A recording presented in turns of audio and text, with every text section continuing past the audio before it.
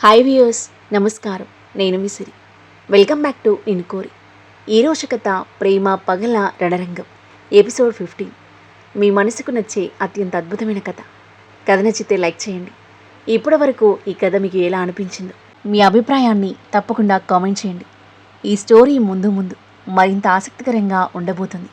ఇక కథలోకి వెళ్తూ, మా ఏంజీ, నిన్ను వెంటనే చూడాలనిపిస్తుంది. అందుకే లేట్ నైట్ అయినా నీకోసం వచ్చేస్తున్నాను. చాలాసేపు మాట్లాడుకుంటూ హాయిగా గడిపేద్దాం. తనలో తానే నవ్వుకుంటూ కారు వేగంగా డ్రైవ్ చేస్తున్నాడు విధ్వంస్. అదే టైంలో తాను బంధించిన ఏంజిల్ తన ఇంటి నుండి తప్పించుకుని చీకటిని చీల్చుకుంటూ పారిపోతుందని అతనికి తెలియదు. దాదాపు 3 అవుతుండగా విధ్వంస్ ఇంటికి చేరుకున్నాడు.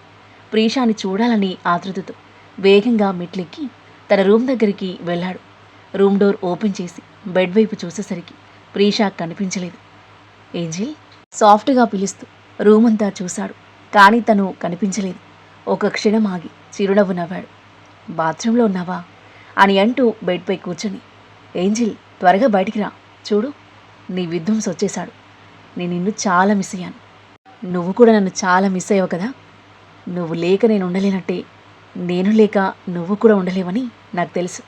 త్వరగా రా, ఒక్కసారి నిన్ను చూస్తేనే నా మనసుకు ప్రశాంతంగా ఉంటుంది అని చెప్తూనే ఉన్నాడు. లోపల నుంచి మాత్రం ఎలాంటి రెస్పాన్స్ రాలేదు. అతను మళ్ళీ నవ్వుతూ, ఓకే, కావాలనే నన్ను టీచ్ చేస్తున్నావా? డోర్ తీ, లేదంటే నేనే లోపలికి వస్తాను, తర్వాత నాపై కోపడకు అని అన్నాడు. అయినా సైలెన్స్. అతని చిరునవ్వు క్రమంగా మాయమైంది. లేచి ఒక్కసారిగా బాత్రూమ్ డోర్ ఓపెన్ చేశాడు. లోపల కూడా లేదు. విధ్వంస్ మొహంలో రంగులు మారిపోయాయి. ఆందోళనగా గది మొత్తం వెతికాడు. బెడ్ కింద, బాల్కనీ, ప్రతి కార్నర్ చెక్ చేశాడు. కానీ ప్రీషా జాడ ఎక్కడలేదు. అతని చూపు తెరిచి ఉన్న విండోపై పడి నుదురు ముడుచుకుంది. వేగంగా విండో దగ్గరికి వెళ్ళి బయటికి చూసేసరికి విండో గ్రిల్కి గట్టిగా కట్టిన చీరల తాడు గాలికి ఊగుతూ కనిపించింది. అది కనిపించగానే అతని కళ్ళు భయంకరమైన కోపంగా మారాయి. పిడికిళ్ళు బిగుసుకున్నాయి. ఏంజిల్ అని బిల్లా మొత్తం దద్దరిల్లేలా గట్టిగా అరిచాడు. అతని అరుపుతో ఇల్లు మొత్తం ఉలిక్కిపడింది. ప్రీషా తప్పించుకోవడం అసలు జీర్ణించుకోలేకపోయాడు. అతని కోపం తారస్థాయికి చేరగా ఎదురుగా కనిపించిన వస్తువులన్నింటినీ కింద విసిరేస్తూ పగలగొట్టేస్తున్నాడు. ఏంజిల్, నువ్విలా చేయకూడదు. నన్ను వదిలి వెళ్ళకూడదు. నువ్వు నా దగ్గరే ఉంటావని అనుకున్నాను. నన్ను వదిలి ఎలా వెళ్ళిపోయావు? బాధతో కోపంతో అరుస్తూ టేబుల్పై ఉన్న మిర్రర్ని బలంగా నేలకేసి కొట్టాడు. మిర్రర్ ముక్కలై చెల్లా చెదురైంది.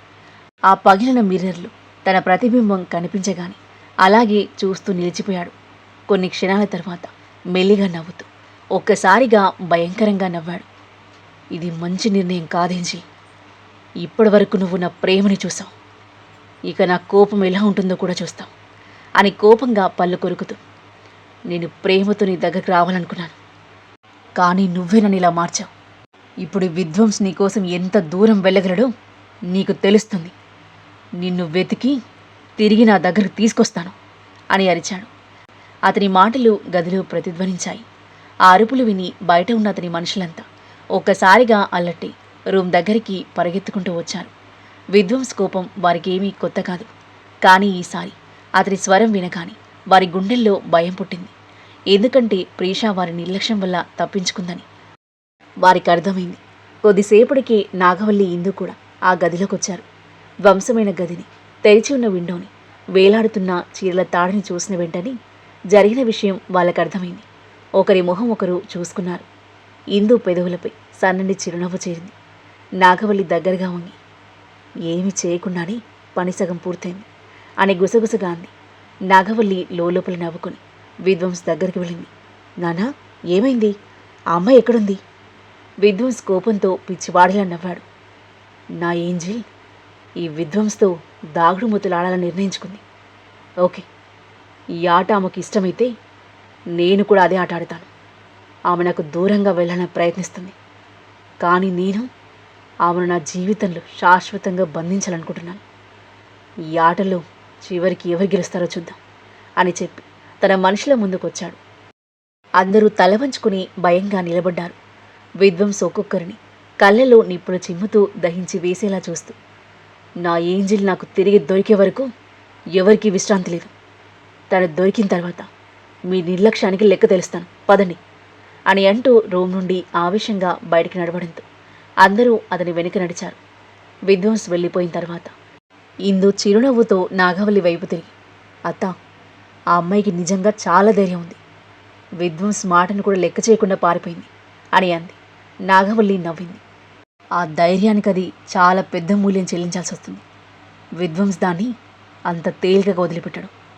ఇక ముందేం జరుగుతుందో చూద్దాం అని అంటూ అక్కడి నుంచి వెళ్ళిపోయింది.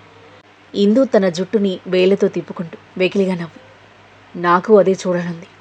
విధ్వంస్ని కాదన్న వారి పరిస్థితి ఎలా ఉంటుందో ఇప్పుడు ఆ ప్రీషా కూడా తెలుసుకుంటుంది అని రాక్షసంగా నవ్వుకొని రూమ్లో నుండి బయటికి వెళ్ళిపోయింది. ఎలాగైనా ఇంటికి చేరుకోవాలనే ఆలోచనతో గంటల తరబడి పరుగు తీస్తూ ఉంది ప్రీష. ఏ దారి ఎటు తీసుకెళ్తుందో కూడా ఆమెకు తెలియదు. తనని ఎక్కడికి తీసుకొచ్చారో ఏ ప్లేస్లో ఉందో కూడా అర్థం కాలేదు. అయినా ఆగలేదు. ఆగితే మళ్ళీ వాళ్ళ చేతుల్లో పడిపోతాననే భయం ఆమెను అడుగులు వేయించింది. కాలి గాయం ప్రతి అడుగుకు మంట పెడుతుంది. నొప్పి భరించలేనంతగా ఉన్నా ఆమె దాన్ని పట్టించుకునే స్థితిలో లేదు. కళ్ళ నుండి కన్నీళ్లు ఆగకుండా జారుతున్నాయి. అయినా వాటిని తుడుచుకునే సమయం కూడా లేదామకు. చాలాసేపు నడిచిన తర్వాత ఒక హైవే కనిపించింది. ఆ హైవేని చూసిన క్షణంలో ఆమె గుండెల్లో కాస్త నిశ్చింత చేరింది. అది తనకు తెలిసిన రూట్. మరో 5 కిలోమీటర్లు నడిస్తే తన ఇల్లు. టైం 4:30 కావడంతో రోడ్డు మీద వెహికల్స్ ఏమీ లేవు. తన కాళ్లపైనే భారం వేసి నడక సాగించింది. గంట గడిచింది. తెల్లవారుజామున ఆకాశం మెల్లిగా వెలుగు చూస్తుంది. సూర్యుడు ఇంకా ఉదయించలేదు. చల్లని గాలి చెమటతో తడిసిన ఆమె డ్రెస్ని తాకుతుండగా అలసిపోయిన శరీరం వణుకుతూ ఉంది. భారంగా కాళ్ళు ఈడుస్తూ చివరికి తన ఇంటికి చేరుకుంది. ఎదురుగా తన ఇంటిని చూసిన క్షణం ఆమె గుండెల్లో కలిగిన సంతోషం, ప్రశాంతత మాటల్లో చెప్పలేనిది. 2 రోజులు నరకం అనుభవించిన తర్వాత మళ్ళీ తన ఇంటి ముందు నిలబడడం ఆమెకు ప్రపంచంలోని అత్యంత సేఫ్ ప్లేస్కి చేరుకున్న భావనను కలిగించింది. కళ్ళల్లో నీళ్లు నిండిపోయాయి. పెదవులపై చిన్న నవ్వు చేరింది. అమ్మా, నాన్న, అన్వి, మీ ప్రీష వచ్చేసింది అని అనుకుంటూ మెల్లిగా ముందుకు వెళ్ళి ఇంటి డోర్ని చేత్తో తట్టింది. ఒకసారి, రెండోసారి, మూడోసారి. లోపల నుంచి ఎలాంటి రెస్పాన్స్ రాలేదు. ప్రీష కనుబొమ్మలు ముడుచుకున్నాయి. ఇంత పొద్దున్నే అందరు ఎక్కడికి వెళ్ళారు అని అనుకుంటూ డోర్ హ్యాండిల్ని పట్టుకునేసరికి తాళం వేసి కనిపించింది. ఒక్కసారిగా ఆమె గుండె బరువెక్కింది. తాళం, అందరు ఎక్కడికి వెళ్ళారు? ఆందోళనతో ఆమె చుట్టూ చూసింది.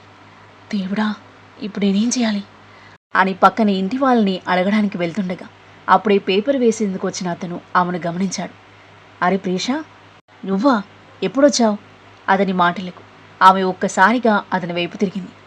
అంకుల్, మా ఇంటికి తాళం ఎందుకు వేశారు? అందరు ఎక్కడికి వెళ్ళారు? అతను ఆశ్చర్యంగా ఆమెను చూశాడు. నీకింకా తెలీదా? ప్రీష గుండె ఒక్కసారిగా వేగంగా కొట్టుకుంది. ఏం తెలీదు, ఏమైంది? మీ నాన్నకి హార్ట్అటాక్ వస్తే మణిపాల్ హాస్పిటల్కి తీసుకెళ్లారు. ఆ మాట వినగానే ప్రీష గుండాయినంత పనైంది. నాన్న, ఆమె గొంతు వణికింది. కళ్ళలో కన్నీళ్లు నిండాయి. అంకుల్, ఏ హాస్పిటల్ అన్నారు? మణిపాల్ హాస్పిటల్ అమ్మా. ఓకే అంకుల్ అని అంటూ అక్కడి నుంచి వేగంగా పరిగెత్తింది. హాస్పిటల్ తమ ఇంటికి దగ్గరలోని 5 మినిట్స్ వాకబుల్ డిస్టెన్స్లో ఉంది. అప్పటికి ఆకాశమంతా మేఘాలు కమ్ముకున్నాయి. చిరు జల్లులు కురవడం మొదలైంది. వర్షంలో తడుస్తూనే రక్తమూడుతున్న గాయాన్ని లెక్క చేయకుండా ఏడుస్తూ పరిగెడుతూ ఉంది. నాన్న, మీరు బాగుండాలి, మీకేం కాకూడదు. దుర్గమ్మ తల్లి, మా నాన్నని కాపాడు, నాకేమైనా పర్లేదు, నాన్న మాత్రం క్షేమంగా ఉండాలి అని వేడుకుంటూ కన్నీళ్లతో ముందుకు సాగింది. కొద్ది దూరంలో హాస్పిటల్ కనిపించింది. దాన్ని చూస్తూ కన్నీళ్లు తుడుచుకుని కుంటుకుంటూనే వేగంగా ముందుకు నడిచింది. అదే సమయంలో ఒక బ్లాక్ కార్ వేగంగా దూసుకొచ్చి ఆమెకు కొన్ని అడుగుల దూరంలో ఒక్కసారిగా బ్రేక్ వేసింది. టైర్లు రోడ్డుపై రాసుకుంటూ వచ్చిన శబ్దానికి ప్రీష ఒక్కసారిగా ఉలిక్కిపడింది. భయంతో వెంటనే కళ్ళు మూసుకుని 2 చేతులను మొహానికి అడ్డుగా పెట్టుకుంది. ఆమె గుండె బలంగా కొట్టుకుంటుంది. వర్షపు చినుకుల శబ్దం తప్ప చుట్టూ మరే శబ్దమూ వినిపించలేదు. కొన్ని క్షణాల తర్వాత నెమ్మదిగా చేతులను కిందకు దించింది. తన ముందున్న కార్ని భయంగా చూసింది. వర్షంతో తడిసిన గ్లాస్ కారణంగా లోపల ఎవరున్నారో స్పష్టంగా కనిపించలేదు. ఆమె గుండెల్లో మళ్ళీ తెలియని ఆందోళన మొదలైంది. కార్ హెడ్లైట్స్ ఒకసారి ఆన్, ఒకసారి ఆఫ్ అవుతూ మెరుస్తున్నాయి. ఆ నిశ్శబ్దంలో ఆ వెలుగుల ఆట ఆమె గుండెల్లో తెలియని భయాన్ని రేకెత్తిస్తుంది. ఆ వెలుగులలో డ్రైవింగ్ సీట్లో ఉన్న విధ్వంస్ మొహం లీలగా కనిపించింది. అంతే, దయ్యాన్ని చూసినట్టుగా భయంతో వణికిపోయింది ప్రీష. అప్పటికే వర్షం మరింత జోరెందుకుంది. తల అడ్డంగా ఊపుతూ నెమ్మదిగా వెనక్కి అడుగులు వేసింది. కానీ అలసట, గాయం, భయం మూడూ కలిసి ఆమె కాళ్లకు బలం లేకుండా చేశాయి. కార్ డోర్ మెల్లిగా తెరుచుకుంది. అందులో నుంచి విధ్వంస్ దిగాడు. ఒక కాలుతో డోర్ను మూసి 2 చేతులను ప్యాంట్ పాకెట్స్లో పెట్టుకుని ఈలవేస్తూ నెమ్మదిగా ఆమె వైపు అడుగులు వేశాడు. అతని కళ్ళలో కోపం లేదు, కానీ ప్రమాదకరమైన ప్రశాంతత ఉంది. అదే ప్రీషాను మరింత భయపెట్టింది. విధ్వంస్ని ఆ రూపంలో చూసి ప్రీషా శరీరం మరింతగా వణికిపోయింది. తను కిడ్నాప్ చేసిన రోజు కూడా ఇంత భయపడలేదు. కానీ ఇప్పుడు అతని చూపు, అతని నడక, అతని నిశ్శబ్దం అన్నీ ఆమె గుండెల్లో చెప్పలేని భయాన్ని నింపాయి. వద్దు, ప్లీజ్ నన్ను వదిలే అని ఏడుస్తూ వెనక్కి అడుగులు వేస్తుంది. వర్షం ఇద్దరిని పూర్తిగా తడిపేసింది. ప్రీషా డ్రెస్ పూర్తిగా తడిసి ఆమె గాయాలతో నిండిన శరీరానికి అతుక్కుపోయాయి. ఏడుపుతూ ఆమె కళ్ళు, ముక్కు ఎర్రబడిపోయాయి. భయం, అలసట, బాధతో చాలా నీరసించిపోయి చలికి, భయానికి వణుకుతూ ఉన్న ఆమె రూపం విధ్వంస్కి మాత్రం మరింత అందంగా కనిపిస్తుంది. మోహన్ నిండిన కళ్ళతో అలాగే చూస్తూ ఒక్కో అడుగు నెమ్మదిగా ఆమె వైపు వేస్తున్నాడు. ఆమె వణుకుతున్నది కూడా అతను పట్టించుకోలేదు. భయంతో ప్రీష ఒక్కసారిగా వెనక్కి తిరిగి పరిగెడుతూ ఉంటే విధ్వంస్ కూడా వేగంగా ఆమె వెనుక పరిగెత్తి ఆమెను పట్టుకునే లోపే ప్రీష కాలు ట్విస్ట్ అయి కింద పడిపోయింది.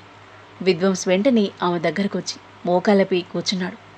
భయంగా చూస్తున్న ఆమె తడిసిన జుట్టుని మెల్లిగా చెవి వెనక్కి పడుతూ, ఏంజిల్, ఇంకా ఎంత దూరం పారిపోతావు? నేను నీకు చెప్పాను కదా, ఇక నుంచి నీ ప్రపంచం నేనే అని. నన్ను వదిలి వెళ్ళొద్దని చెప్పాను, కానీ నువ్వు అదే చేశావు. ఒక్కసారైనా నువ్వు లేకుండా నేను ఎలా ఉంటానో ఆలోచించావా? ప్రీషా చేతులు జోడించి ఏడుస్తూ, ప్లీజ్ నన్ను వదిలేయండి, నేను మీకేం చేశాను? ఎందుకు నా జీవితాన్ని ఇలా చేస్తున్నారు? దయచేసి నన్ను వెళ్ళనివ్వండి అని వేడుకుంది. విధ్వంస్ చిన్నగా నవ్వాడు. మళ్ళీ అదే మాట, నన్ను వదిలేయండి. నేను నిన్ను వదిలేస్తానని అనుకుంటున్నావా? నేను నిన్ను ఎట్టి పరిస్థితులను వదలను. పద, ఇంటికి వెళ్దాం అని చెప్పి ఆమె చేతిని పట్టుకుని లేపాడు. ప్రీషా అతని పట్టు నుంచి విడిపించుకోవడానికి శక్తి మేర ప్రయత్నిస్తుంది. ప్లీజ్ నా మాట వినండి, నేను మా నాన్నని చూడాలి. ఆయన హాస్పిటల్లో ఉన్నారు, ఆయన సీరియస్ కండిషన్లో ఉన్నారు. ఒక్కసారి ఆయన చూసొస్తాను, తర్వాత మీరు ఏం చెప్పినా వింటాను, ప్లీజ్ ఏడుస్తూ దీనంగా అర్థించింది. ఆమె కళ్ళలోని ఆవేదనను చూసిన విధ్వంస్ మోహన్లో మార్పు రాలేదు. అతను ఒక్కసారిగా ఆమెను తన వైపుకు లాగి 2 చేతులతో ఆమె మొహాన్ని పట్టుకున్నాడు. ఏంజిల్, అక్కడ ఏమీ లేదు. పక్కకు తిప్పుకుంటున్న ఆమె మొహాన్ని తన వైపు తిప్పుతూ, అక్కడ కాదు, ఇక్కడ నా కళ్ళలోకి చూడు. నువ్విప్పుడు గుర్తుపెట్టుకోవాల్సింది ఒకటి. ఆమె కళ్ళలోకి సూటిగా చూస్తూ, ఈ రోజు తర్వాత మళ్ళీ నన్ను వదిలి వెళ్ళాలని ప్రయత్నిస్తే మనిద్దరి మధ్య ఎవరు వచ్చినా వారిని నేను వదలను, అది ఎవరైనా సరే అని చెప్పి ఆమె చెంపపై జారుతున్న కన్నీటిని తన బొటనవేలితో తుడిచాడు. ఇది నువ్వు చేసిన తప్పు, దానికి శిక్ష మాత్రం తప్పదు అని చెప్పి ఆమెను బలవంతంగా కారు వైపు లాక్కెళ్తున్నాడు. ప్లీజ్ నన్ను వెళ్ళనివ్వండి, నేను మా నాన్నని చూడాలి. మీ వల్లే మా నాన్న కండిషన్లో ఉన్నారు అని ఏడుస్తూ ప్రతి 2 అడుగులకు ఒకసారి వెనక్కి తిరిగి హాస్పిటల్ వైపు చూస్తూ ఉంది. అక్కడ తన తండ్రి, తన కుటుంబం. ఇక్కడ తన కుటుంబాన్ని విధ్వంసం చేసిన రాక్షసుడు. ఆమె గుండె వేదన, రోదన అంతా ఇంత కాదు. విధ్వంస్ మాత్రం ఒక్కసారి కూడా వెనక్కి చూడలేదు. ఆమెను లాక్కెళ్ళి కారులో ఎక్కించి కారు వేగంగా రోడ్డు మీదకి దూకించాడు. ప్రీషా కార్ డోర్ ఓపెన్ చేయడానికి హ్యాండిల్ లాగుతూ ఉంది, కానీ విధ్వంస్ లాక్ చేసేశాడు. దాటి వెళ్తున్న హాస్పిటల్ని విండోలో నుండి చూస్తున్న ప్రీషాలు ప్రాణం పోతున్న బాధ.